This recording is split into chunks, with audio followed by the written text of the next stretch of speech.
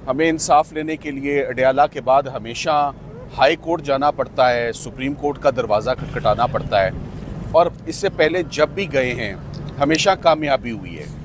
हमने गर्मियाँ, सर्दियाँ और अब फिर सर्दियाँ आ चुकी हैं। ये दूसरा रमज़ान और ईद आने वाली है, अराउंड द कॉर्नर है।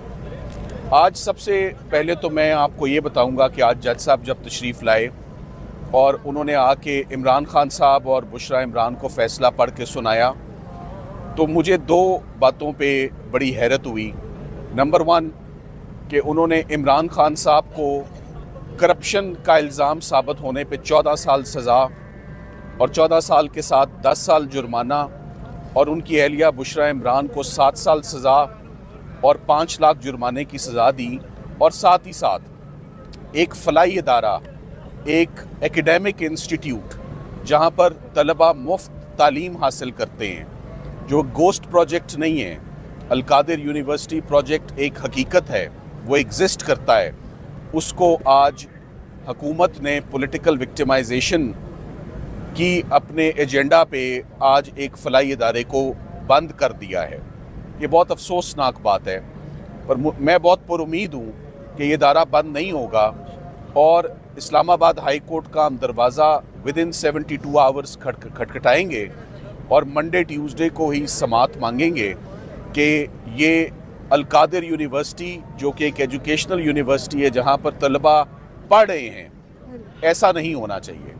मैंने इससे पहले मीडिया पर अल-कादिर यूनिवर्सिटी के ऊपर सिर्फ एक दफ़ा गुफ्तगू की, मगर आज मैं कुछ बातें करना चाहता हूँ। सबसे पहले तो मैं ये कहूँगा कि मुझे इस बात की बड़ी हैरत हुई कि केस को कंक्लूड हुए हुए तकरीबन 1 माह हो गया। आप सब लोग जानते हैं 1 माह कंक्लूड होने के बाद जज साहब को केस कंक्लूड करने की तो बहुत जल्दी थी, हमें कोई तारीख नहीं मिलती थी। हमने शाम देर तक भी काम किया ताकि ये केस कंक्लूड हो, मगर उसके बाद जज साहब ने 1 तारीख, 2 तारीख, 3 तारीखें ऐसी गुजरी जिस पर फैसला नहीं सुनाया। हमने अपने बचपन से देखा भी है, सुना भी है, मैट्रिक में भी, FA में भी, BA में भी, कि जब कभी कोई एग्जामिनेशन पेपर लीक हो जाता है या उसकी इतला या इन्फॉर्मेशन पहले ही फैल जाती है तो वो एग्ज़ाम कैंसिल हो जाता है, वो एग्ज़ाम पोस्टपोन हो जाता है। मुझे इस बात पे बड़ी तशवीश है कि ये फ़ैसला पिछले फ़ैसलों से ज़्यादा जो है वो अनफेयर डिसीजन है, जिसका इल्म वकला को नहीं था कि क्या फ़ैसला आएगा, कब आएगा। इमरान खान साहब और बुशरा इमरान को इसका इल्म नहीं था। इसका इल्म अगर था तो मीडिया वालों या कुछ एंकर्स को बड़ी एक्यूरेसी से उनको ये जजमेंट कब आएगी और कितनी सज़ा आएगी, इसका इल्म उनको पहले ही था।